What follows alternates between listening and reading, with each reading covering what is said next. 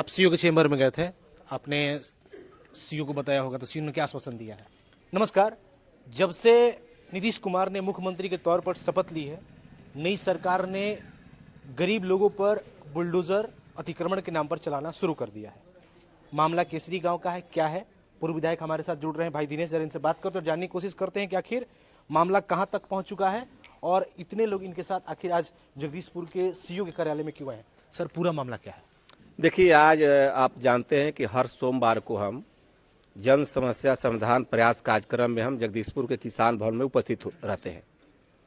जब आज हम उपस्थित थे 12 बजे, तो केसरी गांव के सैकड़ों लोग, अभी तो आधा से लोग अधिक चला गया, सैकड़ों लोगों ने हमारे जन समस्या समाधान प्रयास कार्यक्रम में आए और इन लोगों ने बताया कि हम लोग का घर तोड़ने के लिए अंचलाधिकारी ने गए थे और कुछ लोगों का ही, कुछ खास लोगों के महालय में जा करके इन्होंने कहा कि आप लोग 15 दिन में खाली कर दीजिए, नहीं तो आपको घर तोड़ने का काम करेंगे। हमने सभी लोगों के साथ हमने किसान भवन से मार्च करते हुए अनुमंडल पदाधिकारी के यहाँ गया, हमने वहाँ पर ज्ञापन सौंपा और हमने कहा कि सरकार और प्रशासन का काम होता है किसी को बसाना उजाड़ना नहीं। जब जल निकासी बाधित नहीं है, जब कहीं रोड रास्ता बाधित नहीं है, तो उसको जो 100 वर्ष पहले से जो लोग रह रहा है, तो उसको घर तोड़ने की आज क्या जरूरत पड़ी? क्यों जरूरत पड़ा केसरी गांव का? अगर आपको तोड़ना है तो किसी पार्टिकुलर व्यक्ति को तोड़िएगा तो हम लोग बर्दाश्त नहीं करेंगे। अगर सरकार का निर्देश है तो सबसे पहले आप पूरे प्रखंड, पूरे अनुमंडल का पूरे आप चिन्हित करवाइए कि कितना यहाँ सरकार का जमीन है, किस किस गांव में है, सबको चिन्हित करवाइए, तब तोड़िए। ये नहीं कि किसी के कहने पर पार्टिकुलर व्यक्ति के घर पर जा करके, पार्टिकुलर समाज के लोगों के जा करके और उनका घर तोड़िएगा तो हम बर्दाश्त नहीं करेंगे। और हमने अभी अंचल अधिकारी से भी कहा है, यह जो सरकार बनी है जिसको लोगों ने 200 से अधिक विधायक देने का काम किया, तो 200 से अधिक विधायक देने का काम किया तो इसीलिए काम दिया था कि घर को, गरीब को उजारिए, दलित को उजारिए, वंचितों को उजारिए। अगर आपको काम करना है, बुलडोजर चलाना है, तो कौन नहीं जानता है कि अंचल ऑफिस में दाखिल खारिज पर 2000, 5000, 10,000 रुपया लोग लेता है। कौन नहीं जानता है कि जातीय आवासीय प्रमाण पत्र बनाने में लोग रुपया ले रहा है।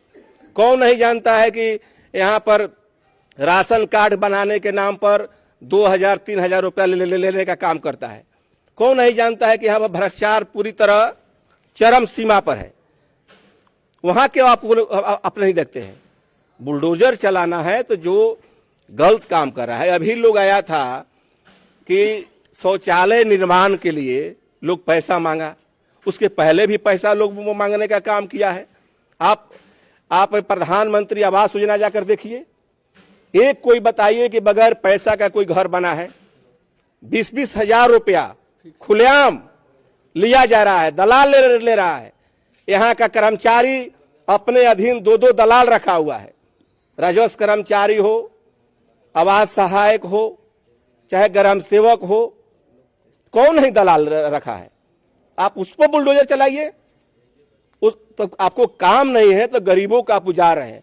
आपको मालूम होगा कि एक घर बनाने में कितना लोग मेहनत करता होगा, कैसे घर बनाया, कितना काम किया, गरीब एक एक ईंटा को जोड़ने का काम किया, और आप उसको बुलडोजर चला रहे हैं। तो इतना दिन से आप पहले कहां थे?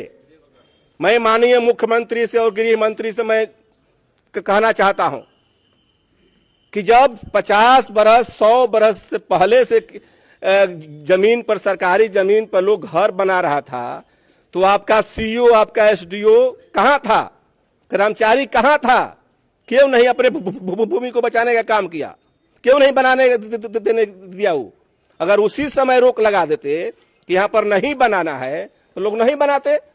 तो आप छोड़ दिए कि बनने दीजिए। और जब लोग पक्का घर बना लिया, उसमें 2 वंशज रहा, उसका दादा बनाया, बाबा है, अब लड़का लोग है, पक्का घर बना लिया, तो आपको एक देकर कि कैसे गरीब लोग पक्का का मकान बना लिया, आपको देखा नहीं जा रहा है। इसलिए हमने कहा है और आपके माध्यम से भी मैं सरकार से भी मांग करता हूं और गृह मंत्री से मांग करता हूं कि बुलडोजर आपको बहुत प्यारी है तो बुलडोजर चलाइए। जहां शिक्षा माफिया है, जहां पर अस्पताल माफिया है। आप सीओ के चेंबर में गए थे, आपने सीओ को बताया होगा, तो सीओ ने क्या आश्वासन दिया है? सीओ ने कहा कि अगर आप आए हैं तो कहिएगा तो हम कुछ दिन रोक देंगे। हम कह रहे हैं हम कुछ दिन रोकने के लिए नहीं आए हैं। आपने क्या जवाब मांगा उनसे कि क्यों अतिक्रमण हटाया जा रहा है? हम बोले कि अगर क्या बनाइएगा, हॉस्पिटल बनाइएगा, कॉलेज बनाइएगा, अनाथालय बनाइएगा, क्या बनाइएगा? तो कुछ बनाना नहीं है, केवल गरीबों को उजाड़ देना है। क्या निर्देश? सरकार का निर्देश है कि जमीन सब खाली करवाइए। इसका चिट्ठी कोई बताया कि चिट्ठी? कोई चिट्ठी नहीं है, कुछ नहीं है। अगर आपको खाली कराना है तो कैसे वहां पर गए आप? नोटिस कुछ दिया कुछ कोई नोटिस नहीं, केवल जा करके कुछ लोगों को ये तो यह साबित हो रहा है कि जो यहाँ के एमएलए हैं, इस एमएलए के कहने पर किसी किसी गांव में जाकर ये लोग काम कर रहा है। क्यों आखिर एमएलए तुड़वाएंगे? इसलिए वो चाह रहे हैं कि यहाँ पर कोई काम नहीं करना पड़े, केवल विवाद पैदा करना है कि राजद के लोग हैं, दलित लोग हैं, इनको तोड़वाए, इनको धमकी दिलवाइए, तब उनके लोगों के द्वारा कहा जाएगा कि आइए हमारे पार्टी में ज्वाइन कर जाइए, तो हम आपको कुछ दिन के लिए रुकवा देंगे, आपका हम घर बसा देंगे। क्या लगता है कि प्रशासन निष्पक्ष रूप से ना काम कर रहा है? पूरी यहाँ पर निष्पक्ष हल ही नहीं है। जिस तरीके से एसडीओ का भाषा, जिस तरीके से अंचलाधिकारी का भाषा, यह जनहित में नहीं है।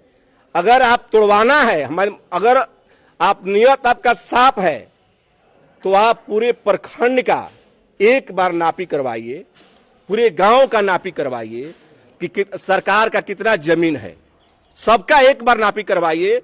तब उसके बाद उनको नोटिस दीजिए कि हम आपको 1 माह समय दे रहे हैं, 2 माह समय दे रहे हैं, नहीं हटाइएगा तो तोड़ने का काम करेंगे। अगर एक और सरकार कर रही है, नहीं, प्रशासन अगर आपकी बात नहीं मानता है तो आगे हम बोल दिए हैं कि यहाँ पर सभी लोग धरना प्रदर्शन पर बैठने का काम करेगा।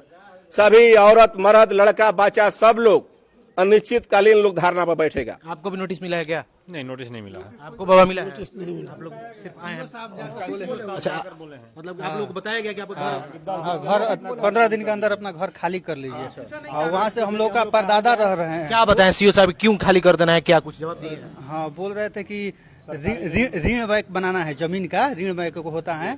आपको ही मिला है? नोटिस किसी को नहीं मिला। नहीं नहीं, आप मतलब आपके घर कभी चिन्हित किया गया तोड़ने के लिए? तो लेकिन रोड में है तो हमारा भी होगा। क्या बोले सीओ साहब? वो बोले कि जिनका भी रोड में हो या पोखरा में है उनका तोड़ा जाएगा। सिर्फ मौखिक बोले हैं, कोई कितने दिन में? ये नहीं बोले हैं। ये नहीं बोले हैं। 15 दिन इन लोग से बोले हैं। हमसे बोले हैं कि मैंने आप लोग को हम 14 दिनों का टाइम देते हैं। 14 दिनों के बाद आपको जहां जाना है, घर खाली करना है, घर खाली कर लीजिए। 14 दिन के बाद हम आपका घर तोड़ देंगे अगर आप अपने से नहीं तोड़े तो। और उसके बाद हम बोले कि सर हम इस ठंडी में अपने बाल बच्चा को चाहे परिवार को कहाँ लेकर जाएंगे? तो वो बोले कि आप कहीं लेकर जाए, उसे हम रजिस्ट्री है आपके पास? नहीं, रजिस्ट्री नहीं है हमारे पास। हमारे पूर्वज वहां से अब कितने पूछ से रह रहे हैं कि 200 वर्ष। कहीं आप लोग सरकारी जमीन पर घर हाँ, सरकारी जमीन पर है। हाँ, मगर उस सरकारी जमीन के चलते ना रोड बाधित है, ना पानी बाधित है, ना किसी का कोई परेशानी नहीं है। सरकार का जमीन है तो सरकार तो खाली कराएगी। हाँ, तब मगर हम लोग रह रहे हैं वहाँ। कम से कम जो दादा से पूछे तब मेरे दादा बोले कि मेरे दादा बता रहे थे कि हम लोग यहीं पर रह रहे थे। हाँ, वहाँ वहीं पर हम रहते, हम लोग वहीं पर बने हैं, बना हुआ घर है। नहीं, ये सच्चाई है। ये कहीं ना कहीं ऐसा लग रहा है जैसे मानिए कि सीओ ने जो भी नोटिस या मौखिक तौर पर दिया है, लोग खुद स्वीकार कर रहे हैं कि उनके पास कागज नहीं है, लेकिन ये प्रशासन से उम्मीद लगाए हैं कि प्रशासन शायद इनकी बातों को सुने। अब आखिरी फैसला प्रशासन के लोगों को लेना है और प्रशासन क्या फैसला लेता है ये तो आने वाला समय ही बताएगा। लेकिन जब से लोगों के बीच में ये खबर गई है कि घर खाली कराना है, तब से पूरे केसरी गांव में हड़कंप मचा हुआ है और कहीं ना कहीं उसी के गुहार को लेकर आज पूर्व विधायक भाई दिनेश यहाँ पर आए हुए थे।